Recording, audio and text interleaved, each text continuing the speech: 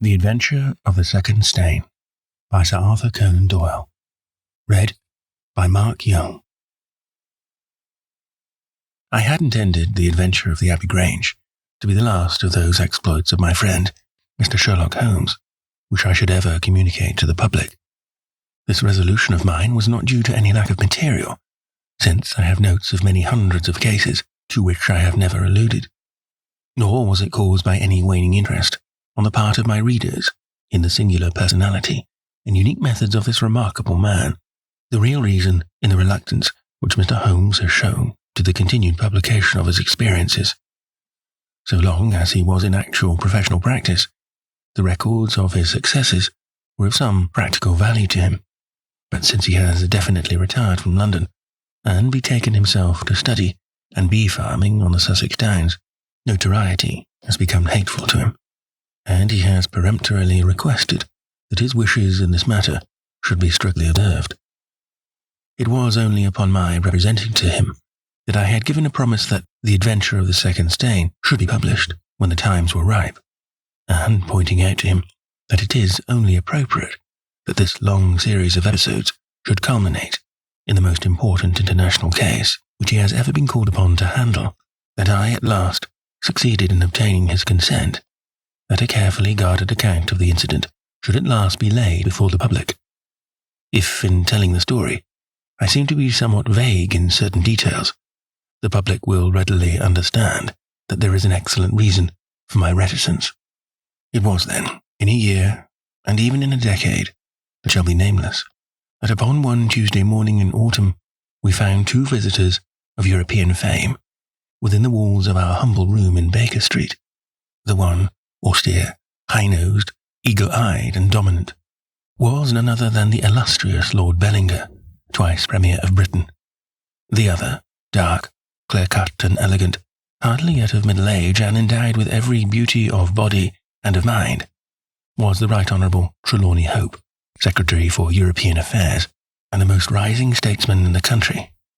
They sat, side by side, upon our paper-littered settee, and it was easy to see from their worn and anxious faces that it was business of the most pressing importance which had brought them. The Premier's thin, blue-veined hands were clasped tightly over the ivory head of his umbrella, and his gaunt ascetic face looked gloomily from Holmes to me. The European Secretary pulled nervously at his moustache and fiddled with the seals of his watch-chain. When I discovered my loss, Mr. Holmes, which was 8 o'clock this morning, I at once informed the Prime Minister. It was at his suggestion that we have both come to you. Have you informed the police? No, sir, said the Prime Minister with the quick, decisive manner for which he was famous. We have not done so, nor is it possible that we should do so. To inform the police must, in the long run, mean to inform the public. This is what we particularly desire to avoid. And why, sir? Because the document in question is of such immense importance that its publication might very easily, I might almost say probably, lead to European complications of the utmost moment. It is not too much to say that peace or war may hang upon the issue. Unless its recovery can be attended with the utmost secrecy, then it may as well not be recovered at all, for all that is aimed at by those who have taken it is that its contents should be generally known. I understand. Now, Mr. Trelawney Hope, I should be much obliged if you would tell me exactly the circumstances under which this document disappeared. That can be done in a very few words, Mr. Holmes. The letter, for it was a letter, from a foreign potentate, was received 6 days ago. It was of such importance that I have never left it in my safe, but have taken it across each evening to my house in Whitehall Terrace, and kept it in my bedroom in a locked dispatch box. It was there last night. Of that I am certain. I actually opened the box while I was dressing for dinner, and saw the document inside. This morning it was gone. The dispatch box had stood beside the glass upon my dressing table all night. I am a light sleeper, and so is my wife. We are both prepared to swear that no one could have entered that room during the night. And yet, I repeat, the paper is gone. What time did you dine? 7:30. How long was it before you went to bed? My wife had gone to the theatre. I waited up for her. It was 11:30 before we went to our room. Then for 4 hours, the dispatch box had lain unguarded. No one is ever permitted to enter that room, save the housemaid in the morning and my valet, or my wife's maid during the rest of the day. They are both trusty servants, who have been with us for some time. Besides, neither of them could possibly have known that there was anything more valuable than the ordinary departmental papers in my dispatch box. Who did know of the existence of that letter? No one in the house. Surely your wife knew. No, sir. I had said nothing to my wife until I missed the paper this morning. The Premier nodded approvingly. I have long known, sir, how high is your sense of public duty, said he. I am convinced that in the case of a secret of this importance, it would rise superior to the most intimate domestic ties. The European Secretary bowed. You do me no more than justice, sir. Until this morning, I have never breathed one word to my wife upon this matter. Could she have guessed? No, Mr. Holmes, she could not have guessed. Nor could anyone have guessed. Have you lost any documents before? No, sir. Who is there in England who did know of the existence of this letter? Each member of the Cabinet was informed of it yesterday, but the pledge of secrecy, which attends every Cabinet meeting, was increased by the solemn warning which was given by the Prime Minister. Good heavens, to think that within a few hours I should myself have lost it. His handsome face was distorted with a spasm of despair, and his hands tore at his hair. For a moment, we caught a glimpse of the natural man, impulsive, ardent, keenly sensitive. The next, the aristocratic mask was replaced, and the gentle voice had returned. Besides the members of the Cabinet, there are 2 or possibly 3 departmental officials who know of the letter. No one else in England, Mr. Holmes, I assure you. But abroad, I believe that no one abroad has seen it, save the man who wrote it. I am well convinced that his ministers, that the usual official channels, have not been employed. Holmes considered for some little time. Now, sir, I must ask you more particularly what this document is, and why its disappearance should have such momentous consequences. The 2 statesmen exchanged a quick glance, and the Premier's shaggy eyebrows gathered in a frown. Mr. Holmes, the envelope is a long and thin one of pale blue colour. There is a seal of red wax stamped with a crouching lion. It is addressed in large, bold handwriting to— I fear, sir, said Holmes, that interesting and indeed essential as these details are, my inquiries must go more to the root of things. What was the letter? That is a state secret of the utmost importance, and I fear that I cannot tell you, nor do I see that it is necessary. If, by the aid of the powers which you are said to possess, you could find such an envelope as I describe with its enclosure, you will have deserved well of your country and earned any reward which it lies in our power to bestow. Sherlock Holmes rose with a smile. You are 2 of the most busy men in the country, said he, and in my own small way, I have also a good many calls upon me. I regret exceedingly that I cannot help you in this matter, and any continuation of this interview would be a waste of time. The Premier sprang to his feet, with that quick, fierce gleam of his deep-set eyes, before which a cabinet has cowered. I am not accustomed, sir, he began, but mastered his anger and resumed his seat. For a minute or more, we all sat in silence. Then the old statesman shrugged his shoulders. We must accept your terms, Mr. Holmes. No doubt you are right, and it is unreasonable for us to expect you to act unless we give you our entire confidence. I agree with you, said the younger statesman. Then I will tell you, relying entirely upon your honour, and that of your colleague, Dr. Watson.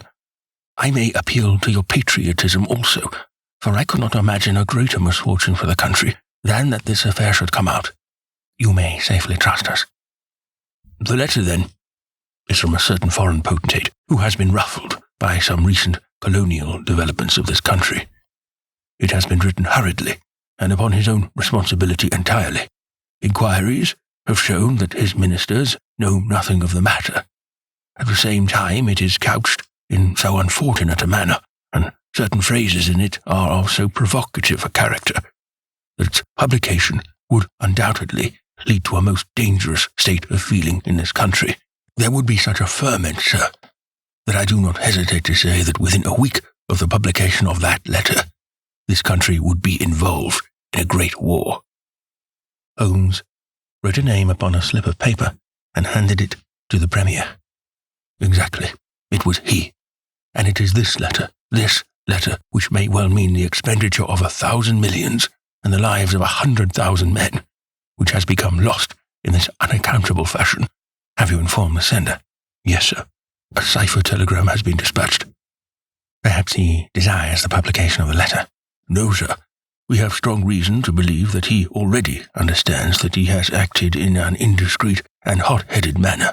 It would be a greater blow to him and to his country than to us if this letter were to come out. If this is so, whose interest is it that the letter should come out? Why should anyone desire to steal it or to publish it? There, Mr. Holmes, you take me into regions of high international politics, but if you consider the European situation, you will have no difficulty in perceiving the motive. The whole of Europe is an armed camp. There is a double league which makes a fair balance of military power. Great Britain holds the scales. If Britain were driven into war with one confederacy, it would assure the supremacy of the other confederacy, whether they joined in the war or not. Do you follow? Very clearly. It is then the interest of the enemies of this potentate to secure and publish this letter, so as to make a breach between his country and ours? Yes, sir. And to whom would this document be sent if it fell into the hands of an enemy? To any of the great chancelleries of Europe. It is probably speeding on its way thither at the present instant as fast as steam can take it.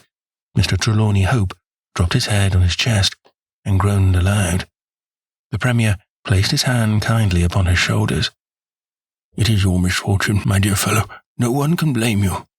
There is no precaution which you have neglected. Now, Mr. Holmes, you are in full possession of the facts. What course do you recommend? Holmes shook his head mournfully. You think, sir, that unless this document is recovered, there will be war? I think it is very probable. Then, sir, prepare for war. That is a hard saying, Mr. Holmes. Consider the facts, sir.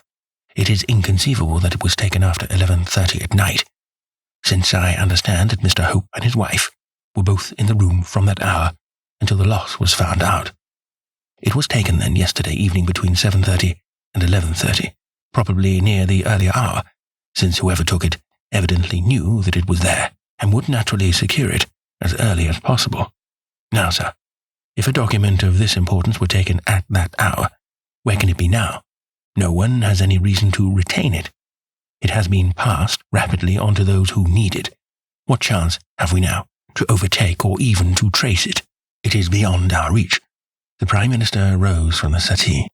What you say is perfectly logical, Mr. Holmes. I feel that the matter is indeed out of our hands. Let us presume, for argument's sake, that the document was taken by the maid or by the valet. They are both old and tried servants.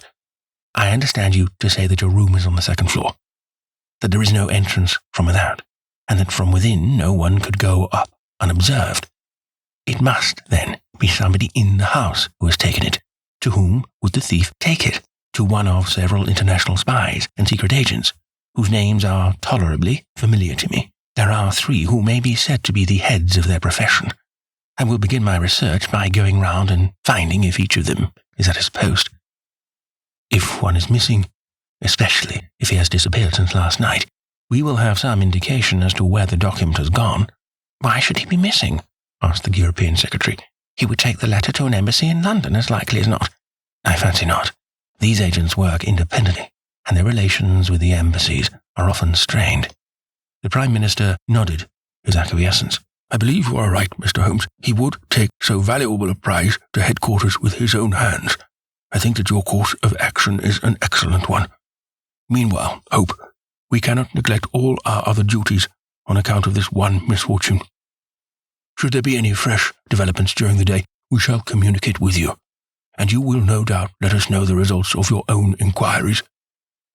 The 2 statesmen bowed and walked gravely from the room. When our illustrious visitors had departed, Holmes lit his pipe in silence and sat for some time lost in the deepest thought. I had opened the morning paper and was immersed in a sensational crime which had occurred in London the night before, when my friend gave an exclamation, sprang to his feet, and laid his pipe down upon the mantelpiece. Yes, said he, there is no better way of approaching it. The situation is desperate, but not hopeless. Even now, if we could be sure which of them has taken it, it is just possible that it has not yet passed out of his hands. After all, it is a question of money with these fellows, and I have the British Treasury behind me. If it's on the market, I'll buy it. If it means another penny on the income tax, it is conceivable that the fellow might hold it back to see what bids come from this side before he tries his luck on the other. There are only those three capable of playing so bold a game. There are Oberstein, Larothier, and Eduardo Lucas. I will see each of them. I glanced at my morning paper. Is that Eduardo Lucas of Godolphin Street? Yes. You will not see him. Why not? He was murdered in his house last night. My friend has so often astonished me in the course of our adventures that it was with a sense of exultation that I realized how completely I had astonished him. He stared in amazement and then snatched the paper from my hands. This was the paragraph which I had been engaged in reading when he rose from his chair. Murder in Westminster.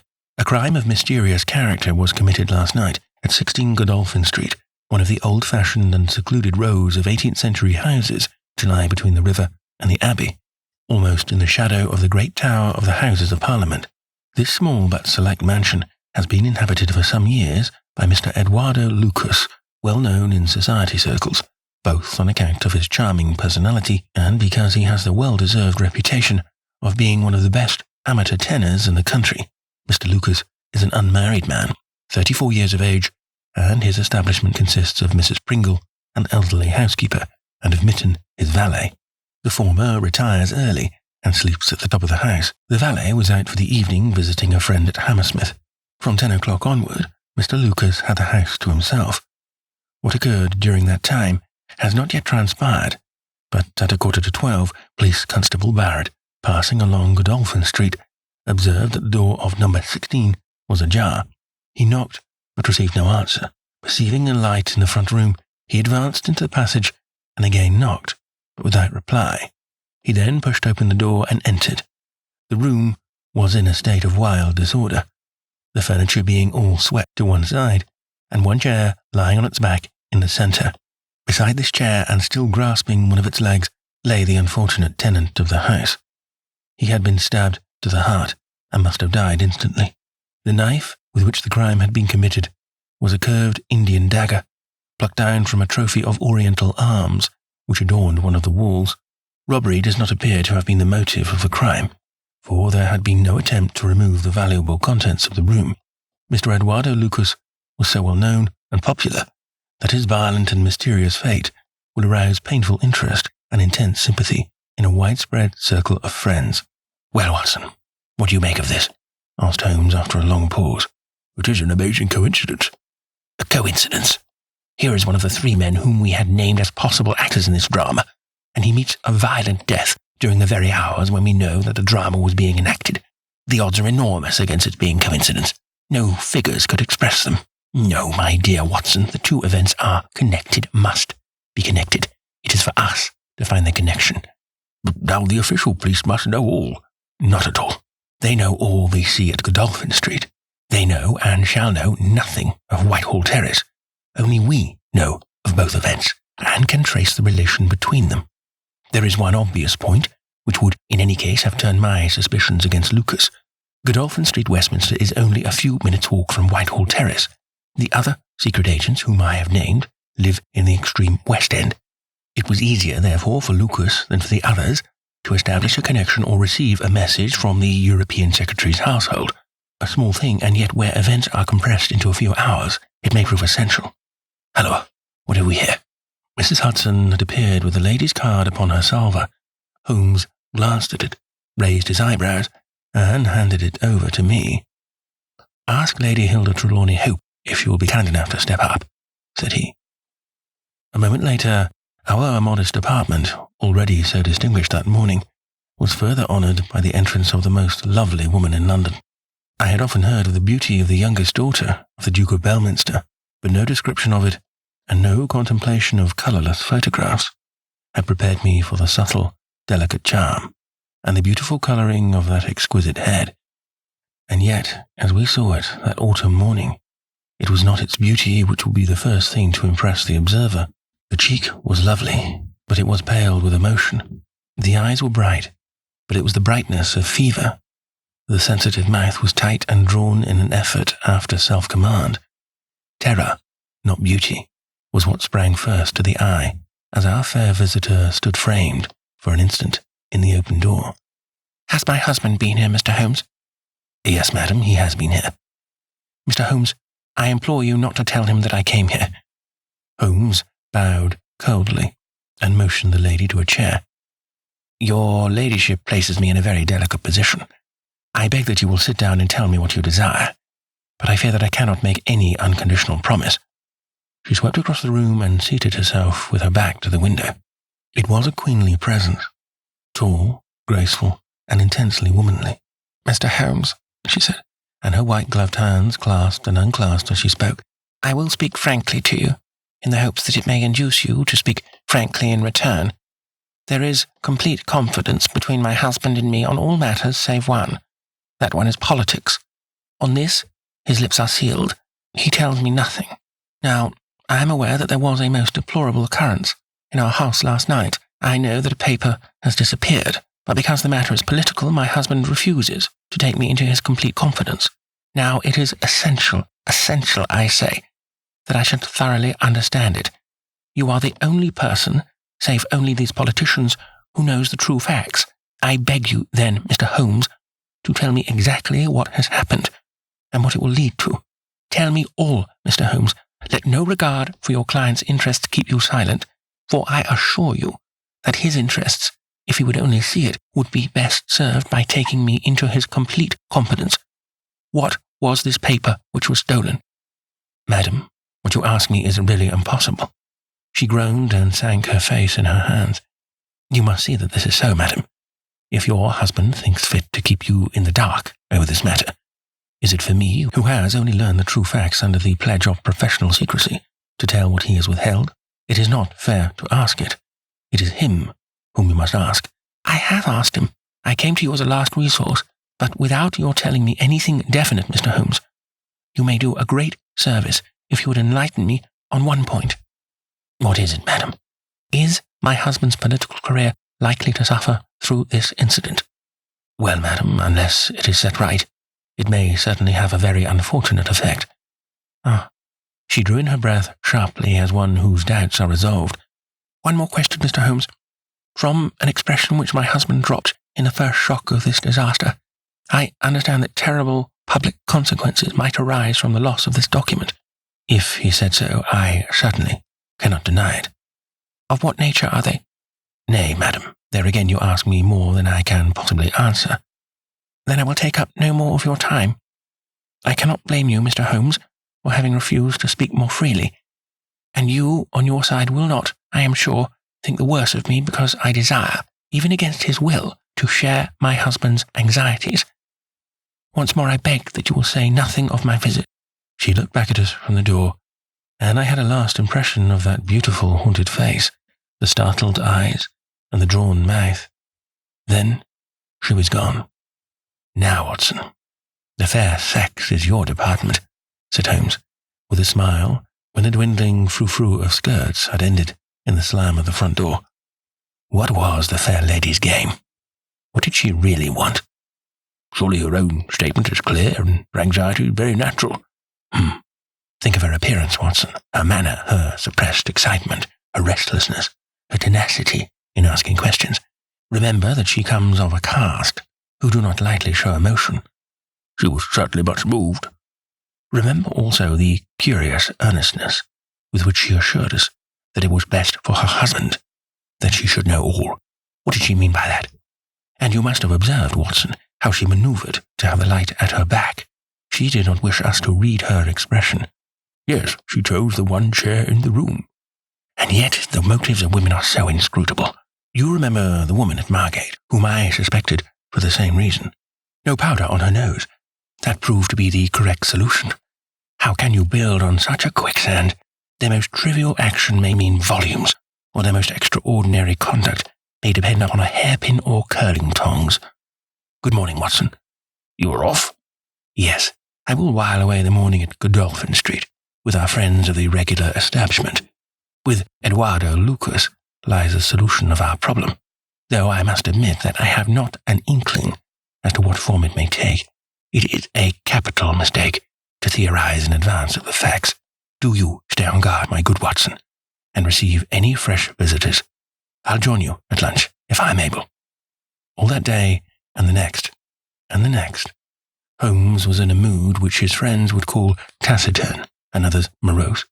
He ran out and ran in, smoked incessantly, played snatches on his violin, sank into reveries, devoured sandwiches at irregular hours, and hardly answered the casual questions which I put to him. It was evident to me that things were not going well with him or his quest. He would say nothing of the case, and it was from the papers that I learned the particulars of the inquest and the arrest with the subsequent release of John Mitten, the valet of the deceased. The coroner's jury brought in the obvious wilful murder, but the parties remained as unknown as ever. No motive was suggested. The room was full of articles of value, but none had been taken. The dead man's papers had not been tampered with. They were carefully examined and showed that he was a keen student of international politics, an indefatigable gossip, a remarkable linguist, and an untiring letter writer.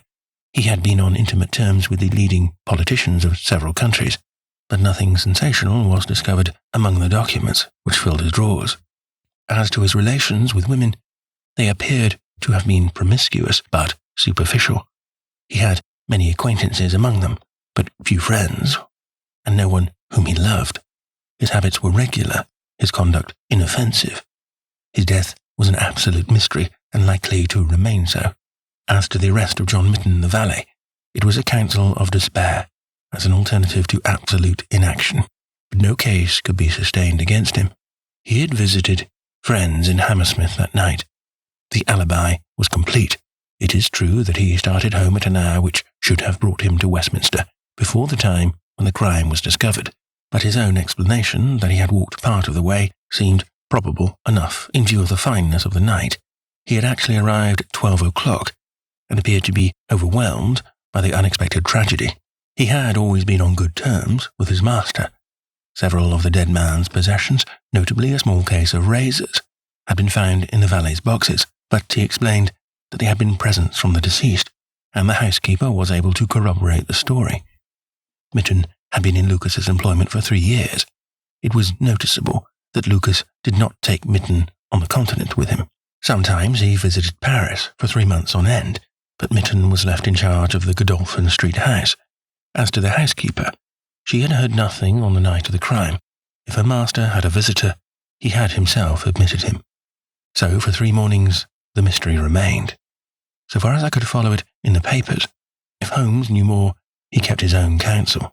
But as he told me that Inspector Lestrade had taken him into his confidence in the case, I knew that he was in close touch with every development. Upon the 4th day, there appeared a long telegram from Paris, which seemed to solve the whole question. A discovery has just been made by the Parisian police, said the Daily Telegraph, which raises the veil which hung round the tragic fate of Mr. Eduardo Lucas, who met his death by violence last Monday night at Godolphin Street, Westminster. Our readers will remember that the deceased gentleman was found stabbed in his room, and that some suspicion attached to his valet, but that the case broke down on an alibi. Yesterday, a lady who has been known as Madame Henri Fourney, occupying a small villa in the Rue Austerlitz, was reported to the authorities by her servants as being insane. An examination showed that she had indeed developed mania of a dangerous and permanent form. On inquiry, the police have discovered that Madame Henri Fourney only returned from a journey to London on Tuesday last, and there is evidence to connect her with the crime at Westminster. A comparison of photographs has proved conclusively that Madame Henri Fourney and Eduardo Lucas were really one and the same person, and that the deceased had, for some reason, lived a double life in London and Paris. Madame Fourney, who is of Creole origin, is of an extremely excitable nature, and has suffered in the past from attacks of jealousy which have amounted to frenzy. It is conjectured that it was in one of these that she committed the terrible crime which has caused such a sensation in London. Her movements upon the Monday night have not yet been traced, but it is undoubted that a woman answering to her description attracted much attention at Charing Cross Station on Tuesday morning by the wildness of her appearance and the violence of her gestures. It is probable, therefore, that the crime was either committed when insane, or that its immediate effect was to drive the unhappy woman out of her mind. At present, she is unable to give any coherent account of the past, and the doctors hold out no hopes of the re-establishment of her reason. There is evidence that a woman who might have been Madame Fournay was seen for some hours upon Monday night watching the house in Godolphin Street. What do you make of that, Holmes? I had read the account aloud to him while he finished his breakfast. My dear Watson, said he, as he rose from the table and paced up and down the room, you are most long-suffering. But if I have told you nothing in the last 3 days, it is because there is nothing to tell. Even now this report from Paris does not help us much. Surely it is final as regards the man's death. The man's death is a mere incident, a trivial episode, in comparison with our real task, which is to trace this document and save a European catastrophe. Only one important thing has happened in the last 3 days, and that is that nothing has happened. I get reports almost hourly from the government, and it is certain that nowhere in Europe is there any sign of trouble. Now, if this letter were loose— no, it can't be loose. But if it isn't loose, where can it be? Who has it? Why is it held back? That's the question that beats in my brain like a hammer. Was it indeed a coincidence that Lucas should meet his death on the night when the letter disappeared? Did the letter ever reach him? If so, why is it not among his papers? Did this mad wife of his carry it off with her? If so, is it in her house in Paris? How can I search for it without the French police having their suspicions aroused? It is a case, my dear Watson, where the law is as dangerous to us as the criminals are. Every man's hand is against us, and yet the interests at stake are colossal. Should I bring it to a successful conclusion, it will certainly represent the crowning glory of my career. Here is my latest from the front. He glanced hurriedly at the note, which had been handed in. Halloa, Lestrade seems to have observed something of interest. Put on your hat, Watson, and we will stroll down together to Westminster. It was my first visit to the scene of the crime. A high, dingy, narrow-chested house, prim, formal, and solid, like the century which gave it birth. Lestrade's bulldog features gazed out at us from the front window, and he greeted us warmly when a big constable had opened the door and let us in. The room into which we were shown was that in which the crime had been committed, but no trace of it now remained, save an ugly, irregular stain upon the carpet. The carpet was a small, square drugget in the centre of the room, surrounded by a broad expanse of beautiful, old-fashioned wood flooring in square blocks, highly polished. Over the fireplace was a magnificent trophy of weapons, one of which had been used on that tragic night. In the window was a sumptuous writing desk, and every detail of the apartment, the pictures, the rugs, and the hangings, all pointed to a taste which was luxurious to the verge of effeminacy. Seen the Paris news? Asked Lestrade. Holmes nodded. Our French friends seem to have touched the spot this time. No doubt it's just as they say. She knocked at the door. Surprise visit, I guess, for he kept his life in watertight compartments. He let her in, couldn't keep her in the street. She told him how she had traced him, reproached him, one thing led to another, and then with that dagger so handy, the end soon came.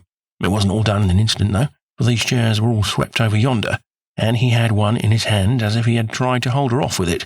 We've got it all clear as if we had seen it. Holmes raised his eyebrows. And yet you have sent for me. Oh, yes, that's another matter. A mere trifle, but the sort of thing you take an interest in. Queer, you know, in what you might call freakish. It has nothing to do with the main fact. Can't have, on the face of it. What is it, then? Well, you know, after a crime of this sort, we are very careful to keep things in their position. Nothing has been moved. Officer in charge here day and night. This morning, as the man was buried, and the investigation over, so far as this room is concerned, we thought we could tidy up a bit. This carpet, you see, it is not fastened down, only just laid there. We had occasion to raise it. We found— Yes, you found? Holmes' face grew tense with anxiety. Well, I'm sure you would never guess in 100 years what we did find. You see that stain on the carpet? Well, a great deal must have soaked through, must it not? Undoubtedly it must. Well, you will be surprised to hear that there is no stain on the white woodwork to correspond. No stain, but there must— Yes, so you would say, but the fact remains that there isn't. He took the corner of the carpet in his hand, and turning it over, he showed that it was indeed as he said. But the underside is as stained as the upper. It must have left a mark. Lestrade chuckled with delight, having puzzled the famous expert. Now, I'll show you the explanation. There is a second stain, but it does not correspond with the other. See for yourself. As he spoke, he turned over another portion of the carpet, and there, sure enough, was a great crimson spill upon the square white facing of the old-fashioned floor. What do you make of that, Mr. Holmes? Why, it is simple enough. The two stains did correspond, but the carpet has been turned around. As it was square and unfastened, it was easily done. Well, the official police don't need you, Mr. Holmes, to tell them that the carpet must have been turned round. That's clear enough, for the stains lie above each other, if you lay it over this way. But what I want to know is who shifted the carpet and why. I could see from Holmes's rigid face that he was vibrating with inward excitement.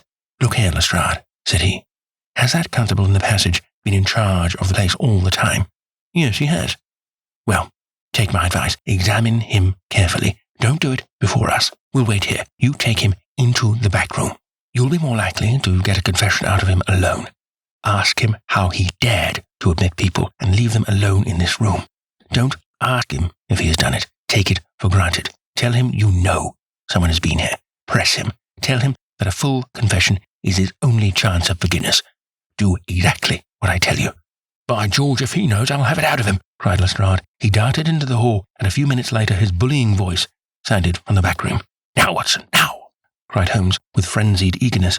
All the demoniacal force of the man, masked behind that listless manner, burst out in a paroxysm of energy. He tore the drugget from the floor, and in an instant was down on his hands and knees, clawing at each of the squares of wood beneath it. One turned sideways as he dug his nails into the edge of it. It hinged back like the lid of a box. A small black cavity opened beneath it. Holmes plunged his eager hand into it and drew out with a bitter snarl of anger and disappointment. It was empty. Quick, Watson, quick, get it back again. The wooden lid was replaced, and the drugget had only just been drawn straight when Lestrade's voice was heard in the passage. He found Holmes leaning languidly against the mantelpiece, resigned and patient, endeavouring to conceal his irrepressible yawns. Sorry to keep you waiting, Mr. Holmes. I can see that you are bored to death with the whole affair. Well, he has confessed. All right, come in here, Macpherson. Let these gentlemen hear of your most inexcusable conduct. The big constable, very hot and penitent, sidled into the room.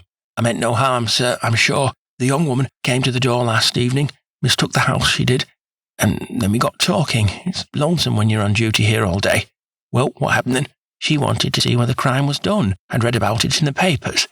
She said she was a very respectable, well-spoken young woman, sir, and I saw no harm in letting her have a peep. When she saw that mark on the carpet, down she dropped on the floor and lay as if she were dead. I ran to the back and got some water, but I could not bring her to. Then I went round the corner to the ivy plant for some brandy, and by the time I'd brought it back, the young woman had recovered and was off. Ashamed of herself, I dare say, and dared not face me. How about moving that drugget? Well, sir, it was a bit rumpled, certainly, when I came back. You see, she fell on it, and it lies on a polished floor with nothing to keep it in place. I straightened it out afterwards.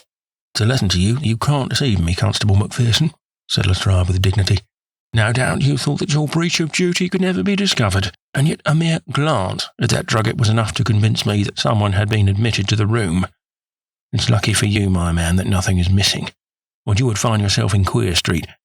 I'm sorry to have called you down over such a petty business, Mr. Holmes, but I thought the point of the second stain, not corresponding with the first, would interest you. Certainly, it was most interesting. Has this woman only been here once, Constable? Yes, sir, only once. Who was she? I don't know the name, sir. Was answering an advertisement about typewriting, and came to the wrong number. Very pleasant, genteel young woman, sir. Tall, handsome. Yes, sir. She was a well-grown young woman. I suppose you might say she was handsome. Perhaps some would say she was very handsome. Oh, officer, do let me have a peep, says she. She had pretty coaxing ways, as you might say, and I thought there was no harm in letting her just put her head through the door. How was she dressed? Quiet, sir, a long mantle down to her feet. What time was it? It was just growing dusk at the time. They were lighting the lamps as I came back with the brandy. Very good, said Holmes. Come, Watson. I think that we have more important work elsewhere. As we left the house, Lestrade remained in the front room, while the repentant constable opened the door to let us out. Holmes turned on the step and held up something in his hand. The constable stared intently. Good Lord, sir, he cried with amazement on his face. Holmes put his finger on his lips, replaced his hand in his breast pocket, and burst out laughing as we turned down the street. Excellent, said he. Come, friend Watson, the curtain rings up for the last act. You will be relieved to hear that there will be no war, that the Right Honourable Trelawney Hope will suffer no setback in his brilliant career, that the indiscreet sovereign will receive no punishment for his indiscretion, that the Prime Minister will have no European complication to deal with, and that with a little tact and management upon our part, nobody will be a penny the worse for what might have been a very ugly incident. My mind filled with admiration for this extraordinary man. "You've solved it," I cried. "Hardly that, Watson. There are some points which are as dark as ever, but we have so much that it will be our own fault if we cannot get the rest. We will go straight to Whitehall Terrace and bring the matter to a head." When we arrived at the residence of the European Secretary, it was for Lady Hilda Trelawney Hope that Sherlock Holmes inquired. We were shown into the morning room. "Mr. Holmes," said the lady, and her face was pink with her indignation, "this is surely most unfair and ungenerous upon your part. I desired, as I have explained, to keep my visit to you a secret, lest my husband should think that I was intruding into his affairs, and yet you compromised me by coming here, and so showing that there are business relations between us." "Unfortunately, madam, I had no possible alternative. I have been commissioned to recover this immensely important paper. I must therefore ask you, madam, to be kind enough to place it in my hands." The lady sprang to her feet, with the colour all dashed in an instant from her beautiful face. Her eyes glazed. She tottered. I thought that she would faint. Then, with a grand effort, she rallied from the shock, and a supreme astonishment and indignation chased every other expression from her features. You insult me, Mr. Holmes." Come, madam. It is useless. Give up the letter." She darted to the bell. "The butler shall show you out." "Do not ring, Lady Hilda. If you do, then all my earnest efforts to avoid a scandal will be frustrated. Give up the letter, and all will be set right. If you will work with me, I can arrange everything. If you work against me, I must expose you." She stood, grandly defiant, a queenly figure, her eyes fixed upon his as if she would read his very soul. Her hand was on the bell, but she had forborne to ring it. "You are trying to frighten me. It is not a very manly thing, Mr. Holmes, to come here and browbeat a woman. You say that you know something. What is it that you know? Pray, sit down, madam. You will hurt yourself there if you fall. I will not speak until you sit down." "Thank you. I give you 5 minutes, Mr. Holmes." "One is enough, Lady Hilda. I know of your visit to Eduardo Lucas, of your giving him this document, of your ingenious return to the room last night, and of the manner in which you took the letter from the hiding-place under the carpet." She stared at him with an ashen face, and gulped twice before she could speak. "You are mad, Mr. Holmes, you are mad," she cried at last. He drew a small piece of cardboard from his pocket. It was the face of a woman cut out of a portrait. "I have carried this because I thought it might be useful," said he. "The policeman has recognized it." She gave a gasp, and her head dropped back in the chair. "Come, Lady Hilda, you have the letter. The matter may still be adjusted. I have no desire to bring trouble to you. My duty ends when I have returned the lost letter to your husband. Take my advice, and be frank with me. It is your only chance." Her courage was admirable. Even now she would not own defeat. "I tell you again, Mr. Holmes, that you are under some absurd illusion." Holmes rose from his chair. "I am sorry for you, Lady Hilda. I have done my best for you. I can see that it is all in vain." He rang the bell. The butler entered. "Is Mr. Trelawney Hope at home?" "He will be at home, sir, at 1:45. Holmes glanced at his watch. "Still a quarter of an hour," said he. "Very good, I shall wait." The butler had hardly closed the door behind him when Lady Hilda was down on her knees at Holmes's feet, her hands outstretched, her beautiful face upturned and wet with her tears. "Oh, spare me, Mr. Holmes, spare me! Oh, spare me, Mr. Holmes, spare me!" she pleaded in a frenzy of supplication. "For heaven's sake, don't tell him. I love him so. I would not bring one shadow on his life, and this, I know, would break his noble heart." Holmes raised the lady. "I am thankful, madam, that you have come to your senses, even at this last moment. There is not an instant to lose. Where is the letter?" She darted across to a writing desk, unlocked it, and drew out a long blue envelope. "Here it is, Mr. Holmes. Would to heaven I had never seen it." "How can we return it?" Holmes muttered. Quick, we must think of some way. Where is the dispatch box?" "Still in his bedroom." "What a stroke of luck. Quick, madam, bring it here."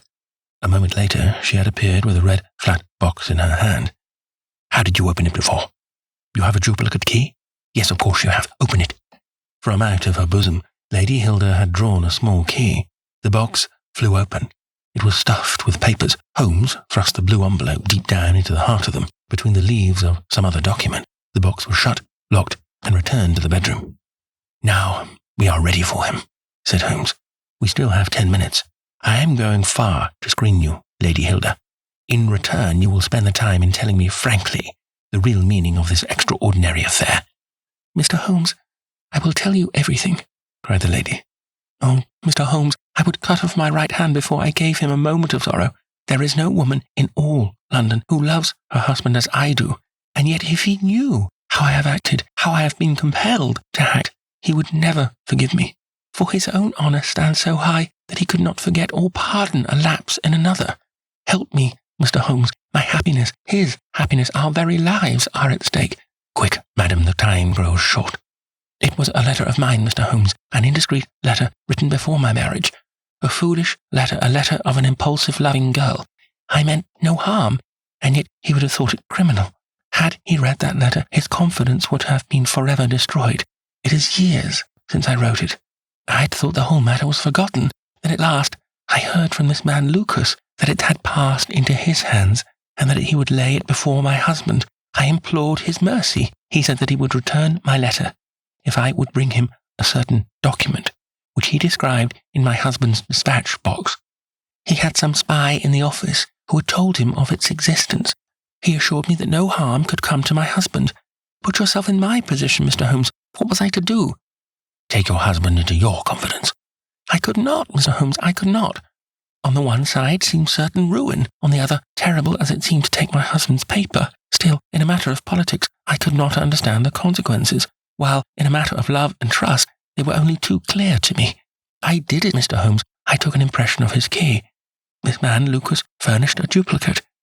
I opened his dispatch box, took the paper, and conveyed it to Godolphin Street. What happened there, madam? I tapped at the door as agreed. Lucas opened it. I followed him into his room, leaving the hall door ajar behind me, for I feared to be alone with the man. I remember that there was a woman outside as I entered. Our business was soon done. He had my letter on his desk. I handed him the document. He gave me the letter. At this instant there was a sound at the door. There were steps in the passage. Lucas quickly turned back the drugget, thrust the document into some hiding place there, and covered it over. What happened after that is like some fearful dream. I have a vision of a dark, frantic face, of a woman's voice, which screamed in French. My waiting is not in vain. At last I have found you with her. There was a savage struggle. I saw him with a chair in his hand. A knife gleamed in hers, rushed from the horrible scene, ran from the house, and only next morning in the paper did I learn the dreadful result. That night I was happy, for I had my letter, and I had not seen yet what the future would bring. It was the next morning that I realized that I had only exchanged one trouble for another.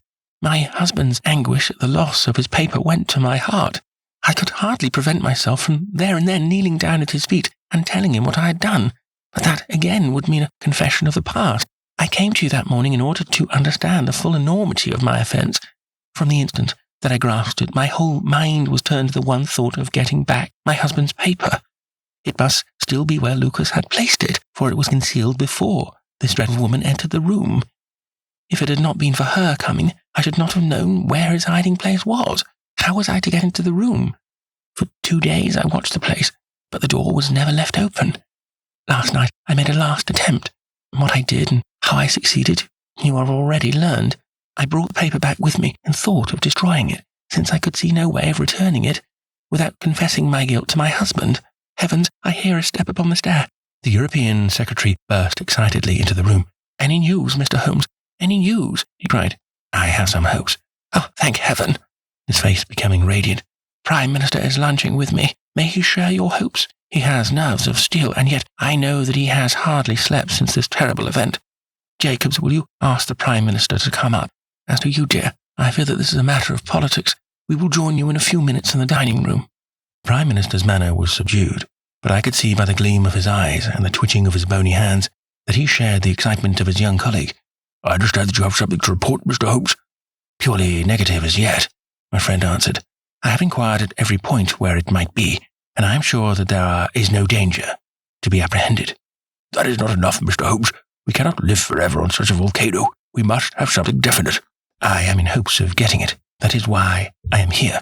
The more I think of the matter, the more convinced I am that the letter has never left this house. Mr. Holmes, if it had, it would certainly have been public by now. But why should anyone take it in order to keep it in his house? I am not convinced that anyone did take it. Then how could it leave the dispatch box? I am not convinced that it ever did leave the dispatch box.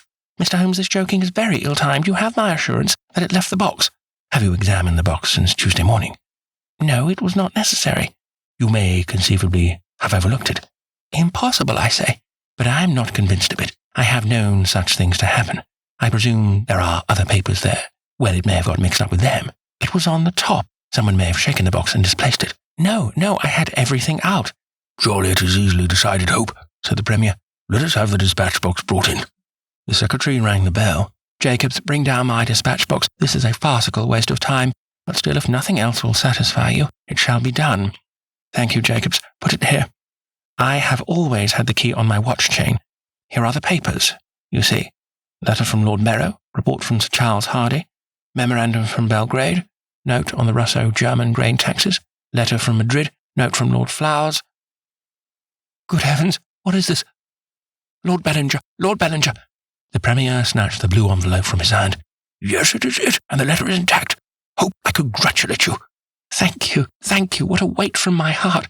But this is inconceivable, impossible, Mr. Holmes. You are a wizard, a sorcerer. How did you know it was there? Because I knew it was nowhere else. I cannot believe my eyes. He ran wildly to the door. Where is my wife? I must tell her that all is well. Hilda! We heard his voice on the stairs. The Premier looked at Holmes with twinkling eyes. Come, sir, said he. There is more in this than meets the eye. How came the letter back in the box? Holmes turned away, smiling from the keen scrutiny of those wonderful eyes. We also have our diplomatic secrets, said he, and picking up his hat, he turned to the door. The end. That concludes The Return of Sherlock Holmes by Sir Arthur Conan Doyle. Read by Mark Young.